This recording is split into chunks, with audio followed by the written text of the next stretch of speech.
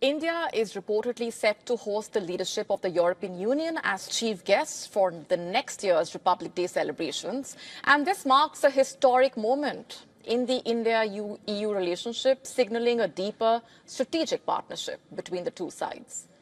According to reports, India has extended invitations to the European Commission President Ursula von der Leyen and the European Council President Antonio Costa to attend the Republic Day parade in January. The formal confirmation of their acceptance is expected soon, reportedly. This will be the first time ever that the European Union's top leadership will grace India's Republic Day as chief guests, and officials say the move reflects the growing warmth and maturity in the ties. During a press briefing, India's External Affairs Ministry said that nothing on the official guest list has been finalized yet. And this comes just weeks after the Union Commerce Minister recently concluded a trip to Brussels, where he held talks with the European Union's Commissioner for Trade and Economic Security. Two senior EU commissioners, meanwhile, visited India. Several agreements have also been closed between the two sides. This includes intellectual property rights, customs, digital trade, or even around small and medium-sized enterprises. The timing of this engagement is also significant as global alliances shift and the US foreign policy remains unpredictable. Both the sides are seeking reliable and like-minded partners. Despite some differences, particularly over Russia's war in Ukraine, officials say the convergences between India and the EU far outweigh the divergences. The two sides share common ground on strategic autonomy, sustainable growth, and global stability. With the European Union leadership sharing the Republic Day dais next year, the celebrations will not just mark India's national pride, but also a new era in cooperation between the two sides, if that happens. A partnership built on trust, trade, and shared values, clearly taking center stage. And speaking of gold, our next story is about a special gift that US President Donald Trump received. A gold crown that Trump could not wait to put on. Here's what happened. South Korea welcomed US President Donald Trump on Wednesday with a replica gold crown and awarded him with the Grand Order of Mugunghwa, the country's highest decoration. Remember, he was there in South Korea as part of the final leg of that trip through Asia that also saw stops in Malaysia and Japan. Remember, the visit happened at a time when the South Korean leader was hoping to win concessions from Trump in drawn-out negotiations aimed at lowering US tariffs on South Korea, and has wooed the US president by praising his outreach to North Korea as well. The South Korean president's office said in recognition of Donald Trump's role as a peacemaker on the Korean Peninsula, he was awarded the Grand Order of Mugunghwa, which is named after South Korea's national flower. And how did Trump respond? He said, I'm quoting, "I'd like to wear it right now."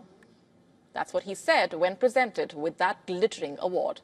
A South Korean official said he was the first US president, in fact, to receive that honor. He was gifted a replica of the golden Cheonmachong crown.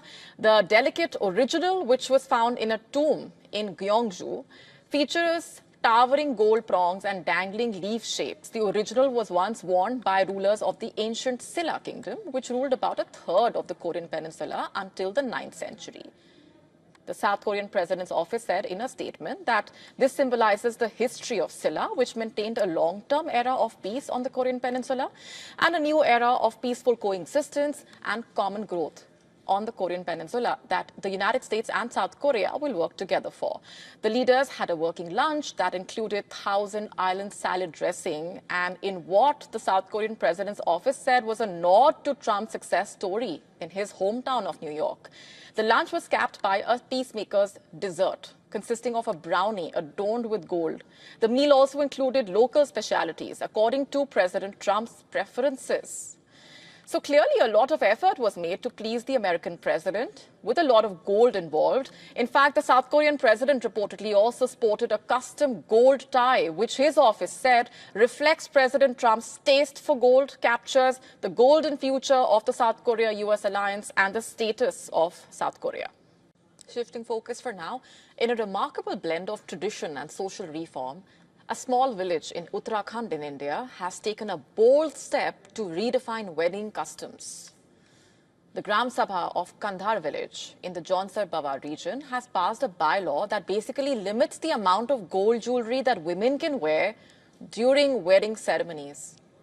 Under this new rule, brides and women attending weddings are allowed to wear only 3 gold ornaments: a nose stud, earrings, and a Mangal Sutra. Any violation will invite a fine of 50,000 rupees. The decision was unanimously passed in the village council meeting and aims to curb extravagant spending and ease the social pressure on families that often feel compelled to match wealthier households during weddings, perhaps. And the village elders and local leaders say this initiative is not about restriction, but about restoring simplicity, promoting equality, and discouraging the display of wealth. By reducing the financial burden of marriage ceremonies, they hope to protect families from falling into debt and economic distress. Officials and social observers have lauded the move as a unique example of grassroots self-regulation. They say the decision could serve as a model for other villages as well, balancing cultural traditions with economic sustainability. Gold holds a deep cultural and emotional significance in Indian society. It symbolizes wealth, prosperity, divine blessings, especially during festivals and also associated with the wedding celebrations. Gold is often passed down as a family heirloom as well, embodying both heritage and faith. And by taking this collective step, the people in that village have shown how community-driven governance can uphold tradition while embracing change, proving that sometimes true richness lies not in gold but in values of equality and simplicity.